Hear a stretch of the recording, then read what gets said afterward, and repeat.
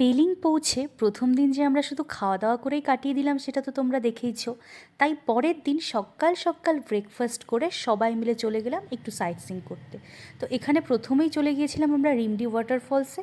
দেন এই যে ভিউটা দেখছো এটা হচ্ছে একটা অরেঞ্জ গার্ডেন, সেখানেই এত সুন্দর একটা ফলস আর এত সুন্দর একটা ভিউ। আর এখানে তো অনেক ফটো ভিডিও ক্লিক করলাম, আর ফার্স্ট টাইম আমি এখানে এসে ওয়াইন ট্রাই করেছিলাম গাইস। আর হচ্ছে এখানে যে অরেঞ্জ গার্ডেনটা তোমরা দেখছো, এখান থেকে কিন্তু অরেঞ্জ পেড়ে খাওয়ার কোনো রকম পারমিশন ছিল না। দেন আর একটা স্পটে চলে গেলাম, সেখানে এরকম অনেক মাছ ছিল, সবাই বিস্কিট খেতে দিচ্ছিল আর মাছগুলো এক জায়গায় জড়ো হয়ে গিয়েছিল, বাট স্পটের নাম মনে নেই। আর এই যে ফলসটা তোমরা দেখছো এটা হচ্ছে কাঞ্চনজঙ্ঘা ওয়াটারফলস। এখানে এসে 50 টাকা দিয়ে এই ড্রেসটা ভাড়া করে না আমরা পরেছিলাম।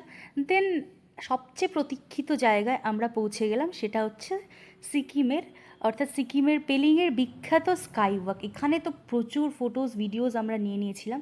দেন লাস্টে আমরা গিয়েছিলাম বার্ড পার্কে। আরও অনেকগুলো স্পটই আমরা ভিজিট করেছিলাম, বাট সেভাবে ভিডিও নেওয়া হয়নি। দেন আমরা হোটেলে গিয়ে একদম ডিরেক্ট লাঞ্চে চলে গিয়েছিলাম। আজকের মতো এইটুকুই, দেখা হচ্ছে নেক্সট ব্লগ।